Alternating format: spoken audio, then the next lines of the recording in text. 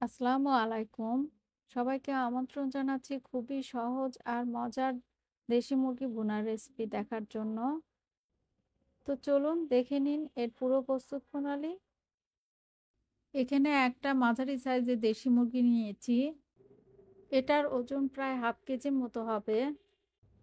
দেশি মুরগি যেভাবে রান্না করি না কেন মশলার পরিমাণ যদি ঠিক থাকে তাহলে অবশ্যই মজা হবে।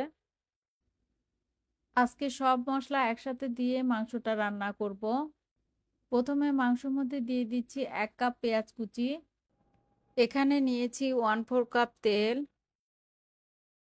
রসুন বাটা 1 টেবিল চামচ, আদা বাটা হাফ টেবিল চামচ, লবণ হাফ টেবিল চামচ। লবণটা আপনারা আপনাদের স্বাদ অনুযায়ী দিয়ে নেবেন।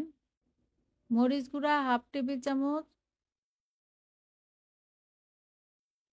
হলুদ গুঁড়া 1 চা চামচ, জিরা গুঁড়া হাফ চা চামচ, ধনে গুঁড়া হাফ চা চামচ। তেল সহ সব মশলা এখন মাংসের মধ্যে ঢেলে দিচ্ছি। আরও দিয়ে দিচ্ছি তেজপাতা 2টি, এলাচ 2টি আর দারুচিনি 1 টুকরো।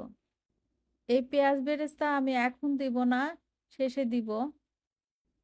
সব কিছু মশলা দেওয়ার পর হাঁড়িটা আমি চুলায় দিয়েছি। এখন নেড়ে মাংসের সাথে মশলাগুলো খুব ভালোভাবে মিশিয়ে নিচ্ছি। আপনারা এই কাজটা চুলায় দেওয়ার আগে হাত দিয়েও মাখিয়ে নিতে পারেন।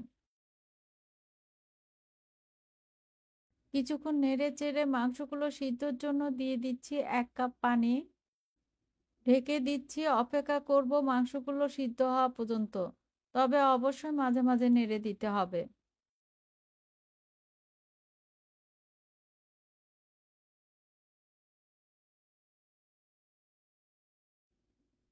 মাংস কষানোর সময় কলিজা গলে যায়, তাই আমি কলিজাগুলো তুলে নিচ্ছি। আমি চেক করে দেখেছি মাংসগুলো সিদ্ধ হয়ে গিয়েছে। এবার খুব ভালোভাবে কষিয়ে নিচ্ছি। কষাতে কষাতে পেঁয়াজগুলো গলে যাবে। কষাতে কষাতে পানিটা যখন একদম শুকিয়ে যাবে তখন এর মধ্যে ঝোলের জন্য দিয়ে দিচ্ছি 1 কাপ পানি।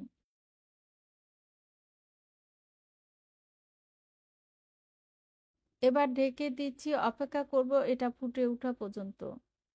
যখন খুব ভালোভাবে ফুটে উঠেছে তখন পেঁয়াজ বেরেস্তা আর কলিজাগুলো দিয়ে দিচ্ছি।